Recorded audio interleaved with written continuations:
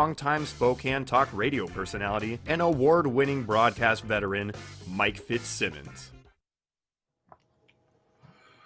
Well, hello there, and welcome to this edition of For Critical Thinkers. Again, we always begin our program with the definition of what critical thinking is all about. We hope that we're talking to critical thinkers here during this next hour. Critical thinking is the objective analysis and evaluation of an issue in order to form a judgment. Now, do you have to have 100% of the evidence in order to be a critical thinker? No, it helps to have as much evidence as possible, obviously. But you can form an opinion, and many of us do, without 100% of the evidence, so long as we're open-minded enough to be able to change our mind as additional information is verified that wasn't known to us when our opinion was first formed. That's part of the honesty of a critical thinker. We're going to talk about several different things today. Obviously, it's been a couple of weeks now since we had a general election for President of the United States, and we still don't know who the next president is going to be. The press has made up their mind, but the press doesn't decide that. On the 14th of December, we will have a meeting of the Electoral College, and on that day, the electors from the 50 states will make their choice, and that will be the official choice. As we speak, not a single one of the 50 states have verified their election count yet. They have not certified. That comes, some of those will come later this week, some next week, and of course all of them before the 14th of December. So the press has already made up their mind, but you can ignore them because they're not the ones who make the choice. You're the one who makes the choice, and it is the Electoral College that will make that selection on your behalf based upon how each of your states voted. Now, is there evidence, and is it widespread, that there was cheating in the 2020 election? I think there is. Trump campaign held a major news conference today. It lasted almost 90 minutes. President Trump's personal attorney, Rudy Giuliani, was particularly aggressive today as he made his case for the Trump campaign's legal challenge of the election results. He alleged in what I think was a pretty straightforward and somewhat fiery news conference today, in light of the fact that the press was obviously not buying what he was selling. He stated that there was centralized planning to carry out voter fraud around the country in the election of 2020 on the 3rd of November. Do you believe that? Centralized planning. That means that a lot of folks got together and put together a game plan in order to make sure that Biden won the election. That's what he's claiming. He cited sworn affidavits, many of them, dozens of them, hundreds of them, from a variety of cases, some in Pennsylvania, Michigan, poll workers who spoke about getting instructions from their supervisors. One affidavit, by the way, an affidavit is a sworn statement by an individual under penalty of perjury that the information contained within that document is the truth. And if it's a lie, that individual risks the possibility of imprisonment. Think about that. It's a pretty heavy decision to make if you're going to claim something. The risk is fairly high. And one of the affidavits said that workers in Pennsylvania were instructed to assign ballots without names to random people, resulting in thousands of people in the Pittsburgh area showing up at the polls to find that votes had been cast already in their names. Imagine if you had showed up at the polls, wherever you voted this time, and you were told, well, I'm sorry, we can't allow you to vote because you already voted, and you don't have any recollection of having voted at all, and they will not permit you to vote. What is your recourse? Well, basically you have none. You've essentially been disenfranchised. You're out of luck. Your situation is dead in the water, so to speak. Another affidavit said that supervisors from Michigan instructed workers to change the dates on absentee ballots to show that they arrived earlier than they actually had arrived. You'll recall that any votes that had arrived after 8 o'clock in the evening were to be non-countable votes, simply because on election day that put them past the deadline to vote. But a lot of them did. Thousands of them did, we're told. And the thousands that did were backdated to suggest that they were actually counted on the 3rd as having arrived before the 3rd. And that included votes, by the way, in the state of Michigan that arrived on the 4th, on the 5th, and on the 6th day of the month. The election date, if I remind you again, was on the 3rd. The affidavit also claimed that the workers were not told not to request voter identification from Michigan voters. They were told not to do it. They were told they could not get voter identification, even though Michigan state law requires that. And they didn't get it. Those ballots were counted. Giuliani also said today that approximately 100,000 absentee ballots in the state of Wisconsin should have been deemed invalid because there were no applications for them. In other words, you know how an absentee ballot works, obviously. You send a communication by mail to the elections office in the county where you reside asking for an absentee ballot. They send you the ballot, you vote, and then you send it back in. Now imagine 100,000 ballots where there was no application connected to it. In other words, nobody called the election office and said, I want an absentee ballot. 100,000 of them either were sent out or maybe weren't sent out at all, but were entered into the count on election night as absentee ballots. And remember, one of the jewels of being able to deal with absentee ballots and with mail-in ballots is that once you separate the outer envelope from the actual ballot within, there's no way to trace where it came from or who it belonged to at all. That's one of the reasons why I and so many others have been against the concept of mail-in ballots, because it's just fraught with the attraction for fraud, and it appears as though it attracted a lot of bad people. The former prosecuting attorney, Sidney Powell, was at that press conference today. And she told reporters that the Trump team is seeking multi-state audits of those states that relied on the Dominion voting system. You may have heard a little bit of that in the news. She says that she is prepared to prove that the Dominion voting system was designed to rig elections. It was designed some years ago to make sure that Hugo Chavez would always get elected in his country, so that no way could he be overthrown in Venezuela at all under any circumstances, and that the design of the software was such that you could manipulate all the numbers and the methodology and the votes, regardless of whether or not they were paper ballots or electronic ballots, et cetera, et cetera. Powell says that even the founder of the company has admitted that he can change 1 million votes with a flick of the switch. Simple. No problem at all. Now think about that. How many states used that?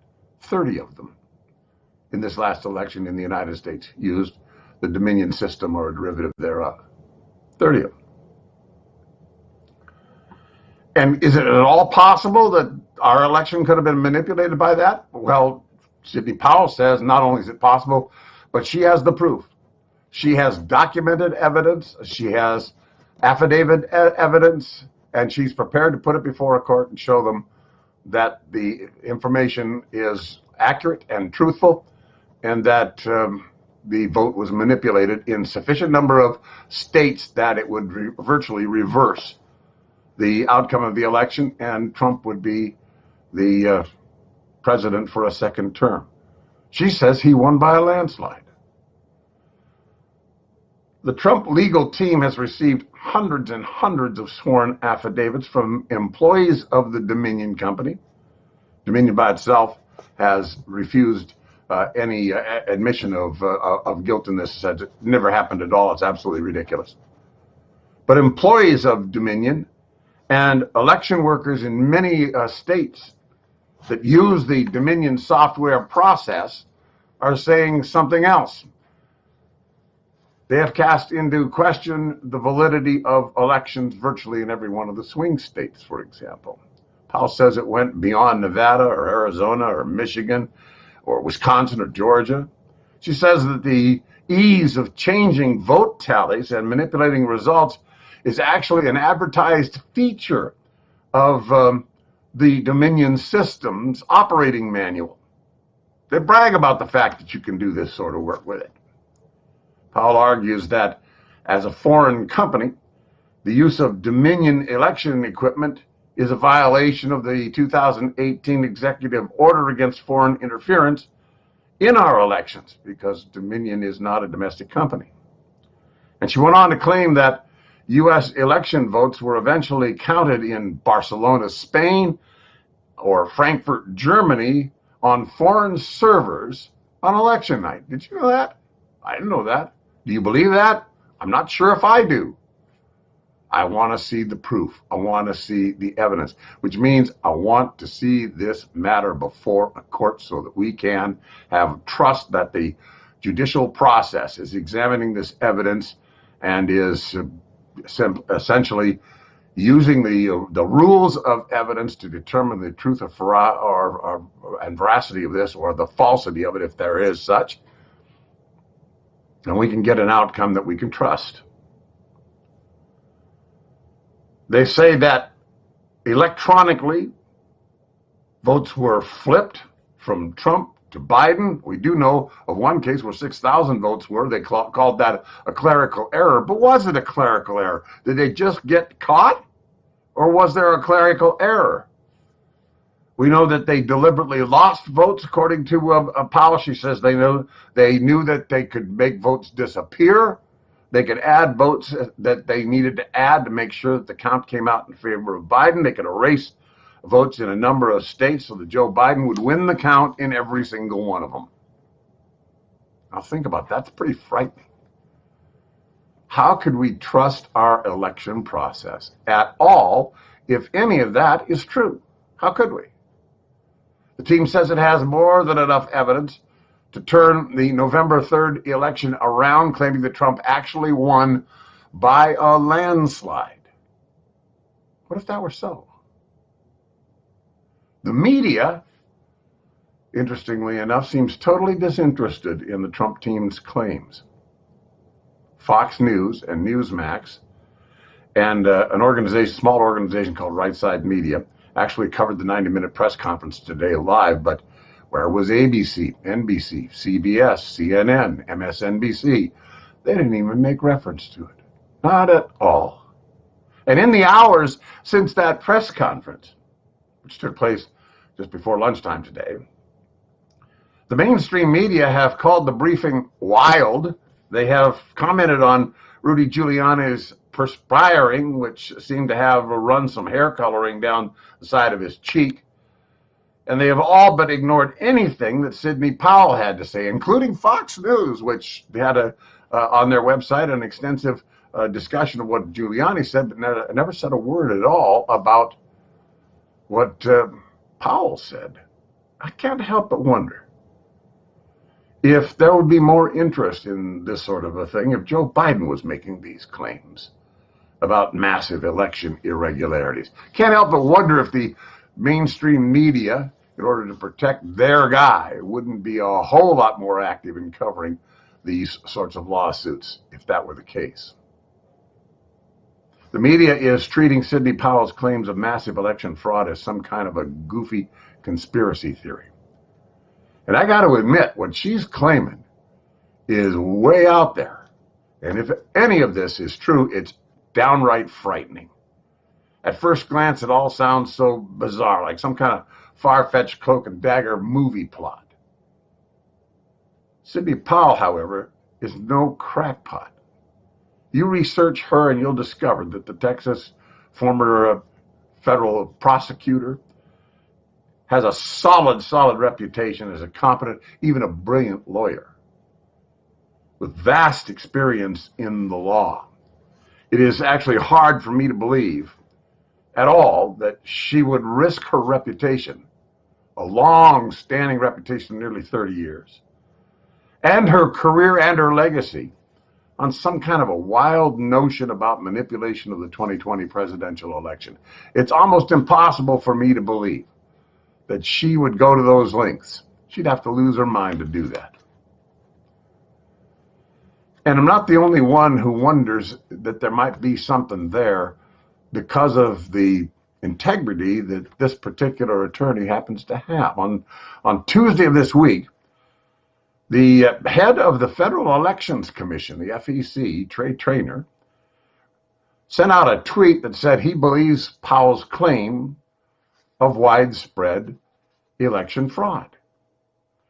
Here's what he said. He said, having practiced law for almost 2 decades, as a member of the State Bar of the state of Texas, I have never known a fellow Texan lawyer, Sidney Powell, to be anything other than a forthright and honest attorney in every case she's ever taken on.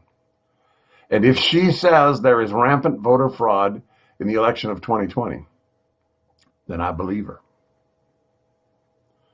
By the way, just as an aside, the state of Texas rejected the use of Dominion software 3 different times over the last few years over concerns that the system wasn't safe from fraudulent or unauthorized manipulation, including in the 2013 election year and again in 2019. Sidney Powell has done not just a credible but an outstanding job in protecting the interests of General Michael Flynn, who, as you know, has had a battle going with a left-wing lunatic judge and was part of the conspiracy on the part of the Obama administration to destroy the Trump administration as it came into power, claiming that he violated the rules against communication with foreign countries, even though he was selected to be the national security advisor to the President of the United States and was meeting some of his counterparts in other countries, including Russia. Remember all this? Well, in any event, she's been handling his case, and she has been winning and probably will prevail overall in that particular case in light of the fact that the judge is outside the law now, acting in a totally extrajudicial way, and is being personal and political in the process. I don't know what to believe, frankly. I need some hard evidence beyond sworn affidavits, although I know that the witnesses have made these claims under the risk of perjury. They've taken an oath, and they could be charged with lying and perhaps even imprisoned if indeed they're not telling the truth. I recognize all of that. I understand that to be the case, but the reality of it is that I need something more hard in terms of hard evidence, empirical evidence, something you can hold in your hand and weigh and measure. If it's true, though, if it is true, then no American is ever going to be able to trust an election in this country in the future again. I believe these allegations must be presented to a court. They've got to go before a court. And this is not about the timetable for elections being certified. The reality of it is that if there is criminal activity around this entire election is shrouded in mistrust that has to be righted no matter what it is that has to be done to make that happen. I'm outraged, frankly, by the way the press has been treating this matter. We all know that they were in the tank for Joe Biden, not because they thought he was going to be a better president than Donald Trump. They didn't give a damn about that part. They just hated Trump so much that anything they could do to get rid of him was okay by them, even if they have to turn a blind eye toward this kind of widespread cheating and lying that has occurred, if indeed the case that's being brought by the president's attorneys holds any water at all. But if any of these claims prove to be true, if this election indeed was hijacked in any way and the press ignored it, what little remains of our trust for the mainstream media is going to evaporate, isn't it? And the future of journalism is going to be in peril. I don't know where this is going. You don't know either. I don't know what the truth of it is. I've read a number of the affidavits. I've read a lot about what these people are claiming. There seems to be something there, smoke in any event. And then, of course, the bigger question is there enough to overturn the entire election? Are the numbers broad enough that we're affected by this process to give Trump a victory and to send Biden packing? I don't know that either. The only way we find out whether any of that is the case is by actually weighing and measuring the assertions being made in a court of law before a jury under the rules of evidence. I think that's where this has got to go, no matter how long it takes. And the press, of course, is pushing, and so are nervous politicians on both sides of the aisle. They're pushing to get this done quickly. Let's get this done. I mean, this election is over. Let's move on. Let's move on. Let's move on. And reality is, they're afraid about the possible outcome on the one hand, or they're concerned about what it means to their own anticipation of power and a future in their politics, and they don't want this to come about if indeed it's going to get messy. But if our elections are threatened by people who have manipulated it to the degree that Sidney Powell claims they have, we have to move heaven and earth to find the truth here, or otherwise we Americans are screwed. Simply cannot trust elections anymore. And that's going to be part of the eventual disintegration of the country as we know it. So we'll keep you posted on that, because things are still unfolding in this process on that particular topic. When we come back, let's talk about the science of wearing a mask. Does it really help or doesn't it? Stick with us. You're listening and viewing Critical Thinking for Critical Thinkers, and we'll be right back. Choosing where you get your news is more than just about getting information. It's trusting who you're getting that information from. Knowing they care about your community as much as you do, because it's their home too. Counting on them to be where you need them most, and saying we'll help when it seems no one else will. More than a century of combined local experience goes into every day of reporting for you. This is your team at KHQ Local News. Welcome back to For Critical Thinking. I'm Mike Fitzsimmons. Do you wear your mask all the time?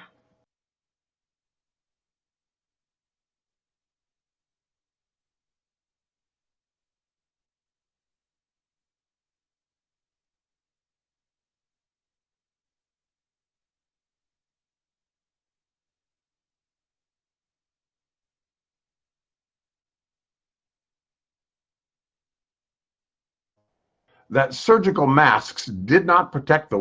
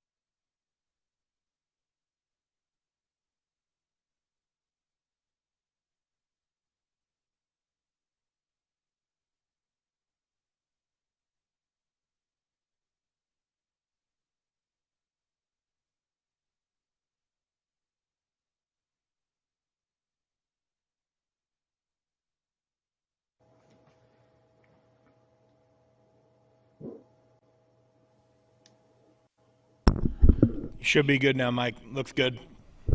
Okay. Where'd I leave off? It was right after break. You were just talking. The last thing you had said is, "Do you wear your mask all the time?" Okay. I'll come Floor is back. yours.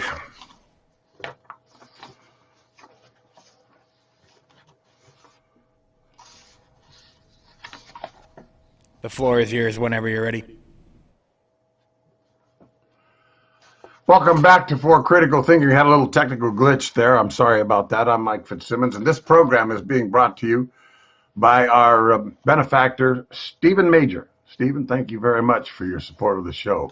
Told you we're going to talk about mask science now, and I started before we got into the glitch with a report about researchers in Denmark who have come to the conclusion that surgical masks do not protect the wearers against infection with the coronavirus in large random clinical trials that were taken in the summer period and into the fall of this year. But the findings conflict, obviously, with those from a number of other studies. This particular study in Denmark, published in the Annals of Internal Medicine, is at odds with the view that masks also protect wearers. Critics note that the study's design depended heavily on the participants reporting their own test results and behavior at a time which was a period when both mask wearing and infection were fairly low in Denmark. All right, let's assume that all that is true. The reality of it is that from early April to early June, the researchers at the University of Copenhagen recruited 6,024 participants who had tested beforehand to be sure that they were not at that time infected by coronavirus. Half of them were given surgical masks and they were told to wear them in public. The other half were given no mask at all and told not to wear masks in public. And at that time, as I mentioned, the number of cases that were being registered in Denmark was relatively low. About 2% of the Danish population was, in fact, infected at that time. That's a rate, by the way, lower than that in many places in the United States and Europe, even today. Well, in any event, about 4,860 of the participants actually returned their data and completed the study. And researchers had hoped that the masks did not cut would rather have cut the infection rate by about half among wearers. That's what they were looking for. They wanted to prove that basically 50% of all people who wear masks would be less susceptible to coronavirus than folks who didn't. But instead, 42 people in the mask group, or about 1.8%, got infected, compared with 53% in the unmasked group, or about 2.1%. The difference was not statistically significant. Dr. Mette Gallagher, who is a professor of medical decision-making at the University of Oslo, found that although there might be a symbolic effect, the effect of wearing a mask does not substantially reduce the risk for wearers. Critics note the study's design, of course, depended upon self-reporting by the participants, and so you can put that in the mix in terms of whether or not you buy what actually happened there.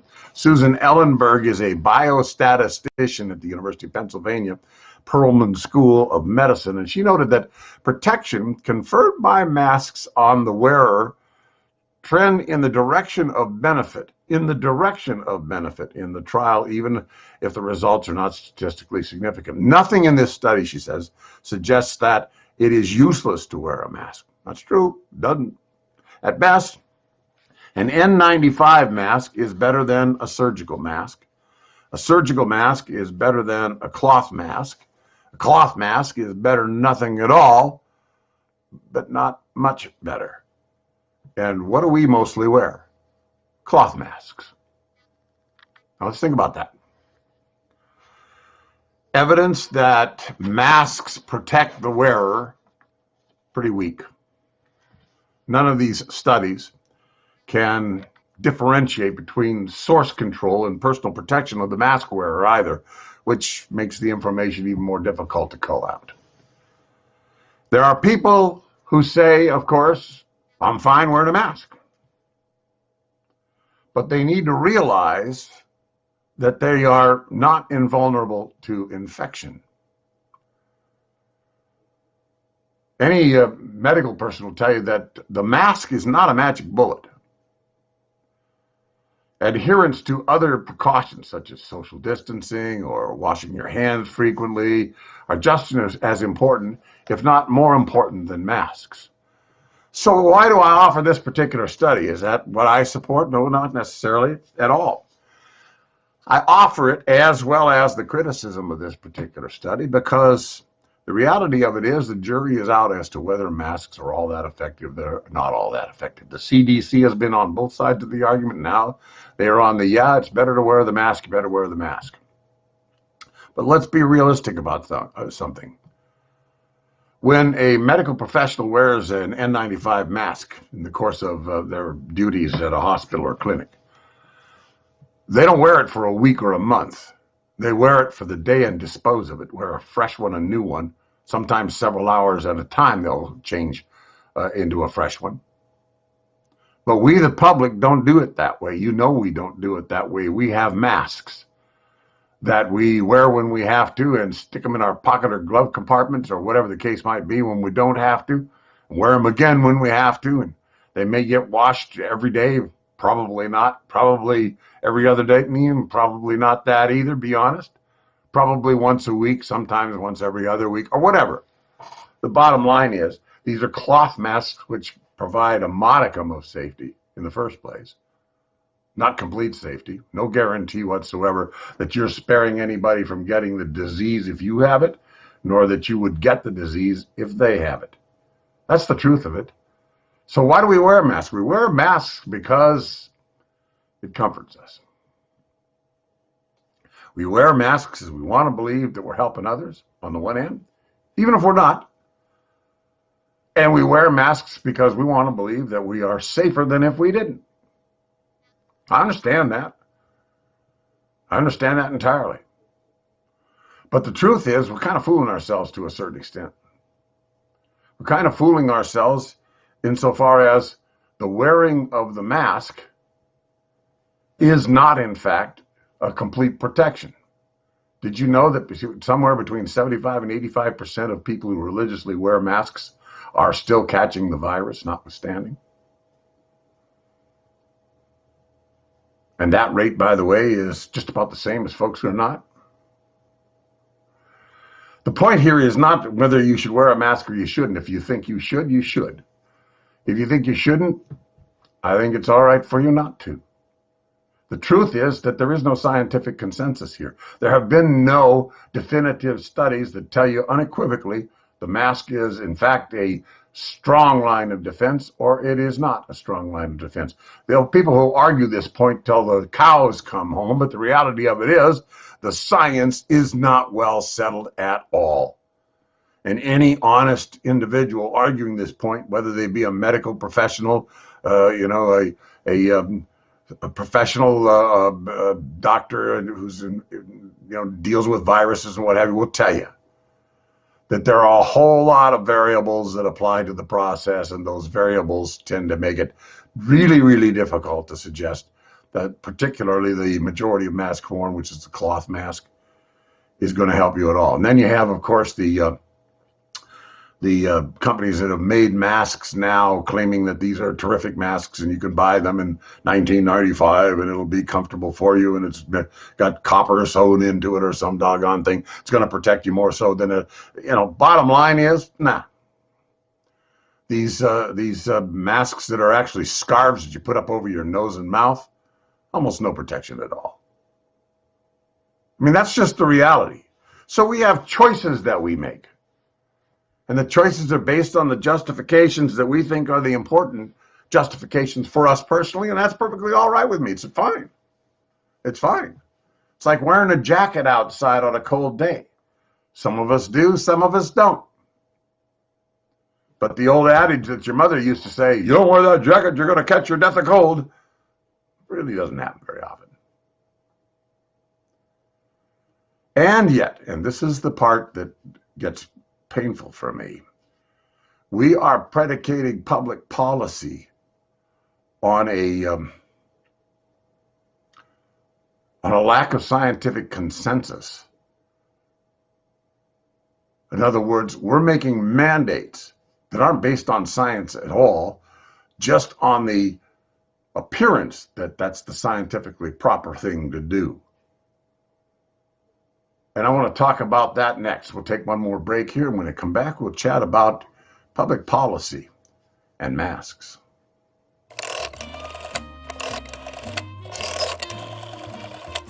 Dial in to a virtual gift to the community this Thanksgiving Eve when Homes for You and Lucky Bird Brands bring you Sorry, Wrong Number.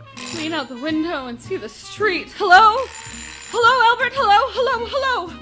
Oh, what's the matter with this phone? Hello? Hello? This original drama from the golden age of radio puts local actors on a virtual stage to benefit Spokane Civic Theater. Pick up the original 1943 radio thriller, Sorry, Wrong Number, Thanksgiving Eve at 7 o'clock on the Spokane Talks Media and KHQ TV Facebook channels.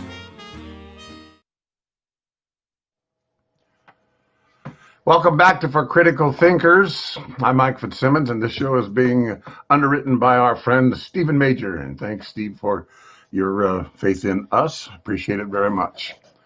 Well, masks, lockdowns, government mandates, and the United States Constitution. And let's throw in a little bit of civil disobedience just for good measure. Note this and understand this completely. This has been said by many, but it seems to be overlooked by an awful lot of folks who are running various states and cities these days. The Constitution of the United States is never suspended, not even in a crisis. Let me repeat that. The Constitution of the United States is never suspended, not even in a crisis. Throughout all of the history of these United States, civil disobedience, as you know, has played a significant role in many of the social reforms that we have all taken for granted these days. However, civil disobedience is not protected speech under the First Amendment. Did you know that? It's not protected speech.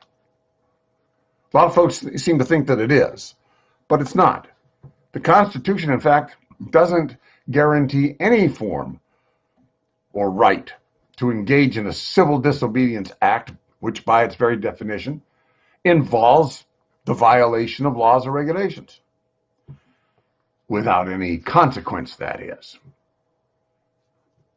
Enter the words of Dr. Martin Luther King. One has not only a legal, but a moral responsibility, he said, to obey just laws. Conversely, one has a moral responsibility to disobey unjust laws. Where science is not certain, or where science is not a matter of reasonable consensus, a state of emergency cannot be predicated on that science.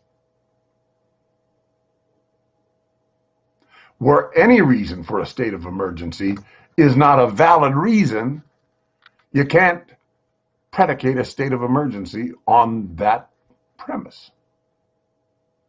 Coronavirus mandates, as you know, are based upon the state of current science.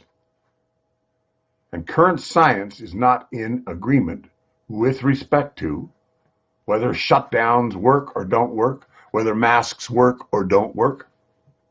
So they are at best, even though well-intentioned, and I don't argue the intention of folks, they want to do the right thing by us all and protect us and all, understand that. But they are at best arbitrary. And as they grow more confident in their understanding of how COVID-19 spreads, many public health officials and authorities are questioning the efficacy of widespread, months-long lockdowns as a solution to surges of the virus. Now, we are told we're undergoing a surge now with respect to coronavirus. We are told that the numbers are high, the cases are high, not the death rate. The death rate actually continues to decline. But when the cases are higher and we get more pressure on our emergency rooms and on our hospitals and ICUs and such, that causes a nervousness. I understand that. I understand that entirely. But let's also understand that regardless of your age, even if you are elderly, you still have better than a 95% chance of survival of this virus. And in certain age groups, virtually little possibility that the virus would cause you harm at all. So at best, public policy based on the fact that this is some kind of a terrible threat and we're all going to die is just simply not scientifically defensible. And officials are beginning to question the efficacy of widespread lockdowns. Health leaders are rethinking this whole business of lockdowns.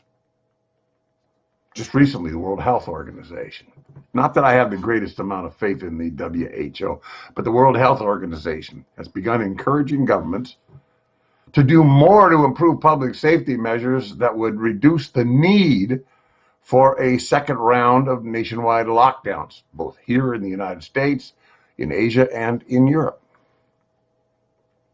The WHO sees massive lockdowns as punishing to communities and to societies. You got to take this on balance. President Trump made the statement that the solution, the cure, cannot be worse than the problem. And in some cases, it has become just exactly that, because we are ignoring corresponding unintended consequences of taking certain policy measures, drastic policy measures, i.e. lockdowns, or closing our schools or whatever. New York, just a couple days ago, closed their public school system again. Everything's going to go over remote transmission now. And their incidents, and this, by the way, is an age group that is virtually, I shouldn't say unaffected, but it is certainly not affected to the degree where it becomes a terribly serious illness for young children. They have a 0.023% death rate there. They've only lost a couple of kids since this whole outbreak began. And yet that seems to be enough to close all the schools. Thousands of medical and public health scientists and medical practitioners from all over the planet have signed their support for what is known as the Great Barrington Declaration. Have you heard anything about that? This is a position paper that cites their concerns about the damaging physical and mental health effects of current COVID-19 lockdown policies. We're talking about suicides.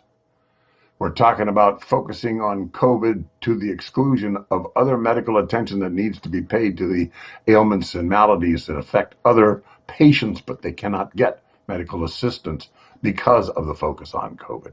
We're talking about suicide rates among young people. We're talking about economic distress that creates problems in families, that results in spousal abuse, child abuse, and these are not small things.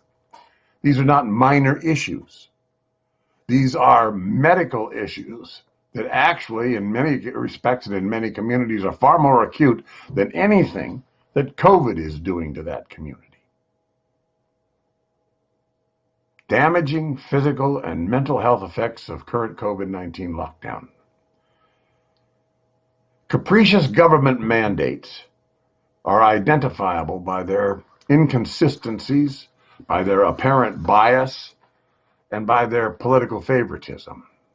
We just got a dose of that this week, didn't we? When we found out that Governor Gavin Newsom of California got involved in a party with some of his closest friends, some of which were the prominent medical minds of Southern California. He went to this party, no masks, it was indoors, virtually violating all of the stuff he was preaching to the public that they could not do. This is what I'm talking about. These mandates that basically are arbitrary and capricious. For example, gambling casinos and abortion clinics and big box stores and marijuana retail outlets are deemed essential. They were the last time we had major lockdowns, and they're being deemed essential again now. But churches and hair salons and restaurants and mom and pop hardware stores, well, those are non-essential, and those have to shut down and bear the brunt of the economic downturn that follows the process, most assuredly. Mandates interfering with First Amendment guarantees of freedom of religion, for example, again, are an example of the kinds of things we're talking about here. Remember, the Constitution isn't suspended even in times of crisis. Not suspended. The First Amendment to the Constitution says Congress shall make no law respecting an establishment of religion or prohibiting the free exercise thereof. Mandates shutting down churches or synagogues or temples or mosques are blatantly unconstitutional. You can't do that. I know that the gathering may possibly have medical repercussions, that the people who go to church may possibly give or get COVID from other folks who go to church. I know that. But the framers of our Constitution understood that there could be illnesses in communities large and small, but that did not put an end to a primary directive, which is that the Congress shall make no law establishing religion or the free exercise thereof. By the way, let me give you a reference that you can join the program here in this last portion of the show and chat about these sorts of things if you have a mind to. I've probably tweaked you a little bit by now. You see on your screen Vinny at SpokaneTalksMedia.com. If you email Vinny, he will give you, by the way, you'll have to have a computer with a camera and microphone capability to be able to talk with us. And if you do, and you dial that up, you contact Vinny, he will give you a code, access code, and that will allow you to get on the program with me live. And I encourage you to do that. Vinny at SpokaneTalksMedia.com, rather. Try that again. Vinny at SpokaneTalksMedia.com. And I would hope that if you have something you want to add, a question you want to ask, or an issue you want to take up with me, that you join us on that program. And you can do that anytime during the show and any show. And by the way, also, just before we continue, we have another program this month just before Thanksgiving. Ordinarily, we do this on Thursdays. Thanksgiving is Thursday next week, so we're going to do it on Tuesday of next week. That's the 24th. And you can join us for the last critical thinking episode on that Tuesday for the month of November. Mandates permitting some of the faithful to attend religious services while prohibiting others is a clear violation of the Equal Protection Clause of the 14th Amendment, as well as the First Amendment. Think about that. You have some of these mandates that the cities have required, or the states have required, saying you can have 25% of your usual congregation in church, no more than that, or just 10 people for a funeral, for example, or whatever the case happens to be. Well, that means that other folks who have every bit as much right to attend a religious function as the folks who make the reservations, if you will, are deprived of that process. And if that is not by the choice of the congregation itself, but rather by an outside civic mandate that is that comes from a government, the governor or the mayor of a city or whatever, that is a direct violation of the 14th Amendment to the Constitution of the United States. In other words, you can't do that. You just can't. I know that you mean well and you're trying to help people, but you can't do that. It's a wall. That Constitution is a wall. You can't go through it, notwithstanding COVID-19. Clear violation of the Equal Protection Clause of the 14th Amendment. Nor shall any state deprive any person of life, liberty, or property without due process of law, the 14th Amendment goes on to say. Nor deny to any person within its jurisdiction the equal protection of the laws. All right, so you have to ask yourself this question. The critical thinker asks themselves this question when they hear about a mandate that is being obligated on the part of government for all the citizens of a given community. Is government mandating a shutdown of any business a deprivation of liberty and a deprivation of property without due process of law? In other words, you don't have any recourse. You can't say, no, I'm not going to shut down. Why? Because they'll pull your license, they'll put you out of business, they'll bankrupt you. And many of the governors and mayors, particularly in blue states, but not exclusively, have been doing that, threatening individuals for non-compliance, sometimes draconian measures directed at individuals who push back a little bit on this. Is your ability to make a living protected by the Constitution of the United States? Is that a liberty that you have a right to pursue that government can't take away from you, even in a time of crisis? And is a business that you own and operate, or a job that you have working for a business, is that a form of property? Is your labor and your ability to make an income in exchange for your labor a form of property? Something you're entitled to do, something you're entitled to keep, something you're entitled to protect.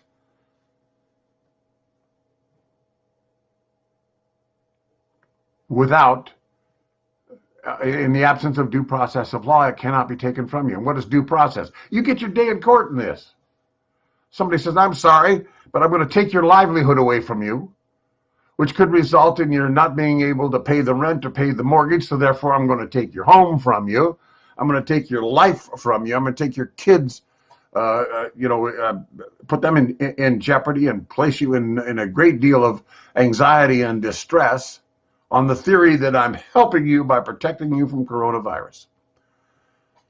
Which is worse, the cure or the problem, the medical problem? You see the point.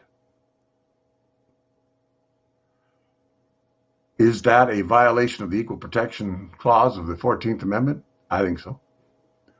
Is it a violation of the Due Process Clause of the 14th Amendment? I think so. Do the people who are making these sorts of demands of us even understand some of this? I often think not. I listen to the rhetoric that comes from some of these politicians. I'm thinking, what the hell are you thinking? How could you possibly come to those conclusions? The protections afforded by the United States Constitution are permanent protections. And they are not conditional protections, and they are not suggested protections. They are not suspended in time of crisis, and no governor, no mayor, or other political authority has the power to negate them in whole or in part without providing the constitutional protection of due process. They can't do that, but they're doing that. Why? Well, I'll tell you one of the reasons, and it's a problem I cite for a variety of maladies in our society all the time. The American people are profoundly ignorant of what that Constitution is all about. Profoundly ignorant. And when they hear somebody bombasting authority and sounding as though they know what they're talking about, they tend to never question. I have watched wholesale violation of the rights of the American people since last February on a variety of fronts over a variety of reasons. And I shake my head. These individuals would fill the courts literally with cases, and they would have recovery that would have the taxpayers paying off unbelievable sums of damages if it weren't for their own restraint. But the statute of limitations hasn't run on the torts that have been committed against them as yet. This is a matter of months, not a matter of years, as you know, and their ability to recover still exists. Unless, of course, a blanket amnesty is provided for government agencies that have done that. I think there are 30,000 wrongful death cases that could be filed in the state of New York alone against the governor, Cuomo, for what he did with respect to the nursing homes. How dare he write a book about how wonderful his work was? Unbelievable. Absolutely unbelievable. But he did. And a lot of folks are thinking, well, it could have been worse. I guess we could just chalk this up to experience. Don't chalk any such thing up to experience. The bottom line is that the governor acted wrongly, people died, and somebody has to be held accountable. And sooner or later, if it's you and your expectations destroyed, your property destroyed, your wealth taken, your home taken, your job taken, whatever the case may be, you're going to want redress of grievance someplace. Where do I go to get that back, you'll ask. You will. Elections have consequences too. You elect people who would do these sorts of things. You just, if indeed the challenge that we started out with this hour talking about to the election of 2020 should not succeed, and Joe Biden is in fact sworn in on the 20th of January, he wants to lock the whole country down. He wants basically to threaten your livelihood, your future, your wealth, your property, your expectations, your family, your plans, all of it. He wants to do that. And you elected him, if indeed those votes were valid. You elected him. That's the consequence of an electorate that is profoundly ignorant. You will allow the pain and suffering to come on the theory that somehow or other we're saving you from coronavirus, when indeed coronavirus is unlikely to kill you at all. Got a better chance of being struck by lightning. You got a better chance of coming down with some other kind of a disease than you do of dying from coronavirus. That's just the absolute truth, depending upon what your age is, of course. But even 80 plus, which is what the vast majority of fatalities are with coronavirus, even at 80 plus, there's still a 94.8% probability of recovery. Why are we basing public policy, draconian public policy? Don't go to your family's home for Thanksgiving. We mandate it because people will die if you're so selfish as to have turkey with your brothers and sisters. Spare me that. That rationale is total bogus, BS, without a doubt.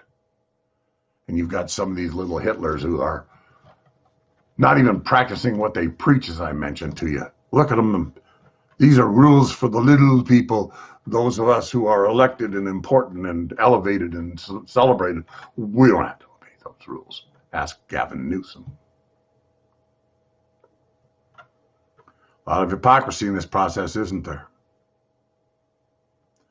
Things to think about. I don't care whether you agree with me or not. You don't have to agree with me at all. If you're going to be a critical thinker, you're going to be an objective analyst with respect to the issue. You're going to evaluate this thing. And you're going to form a judgment, and that's what I'm hoping you will do. In other words, you will rise above that ignorance that I speak of. You will thoughtfully examine these points. And if you want to disagree with me, that's perfectly all right. I'm not here to convert you. I'm here to get you to think. That's all I'm here for. And if I can get you to do that, even if it's to oppose me, mission accomplished. And I'll be back on Tuesday, the 24th, and we'll talk then. Thanks for watching today. I'm Mike Fitzsimmons, and this is For Critical Thinkers.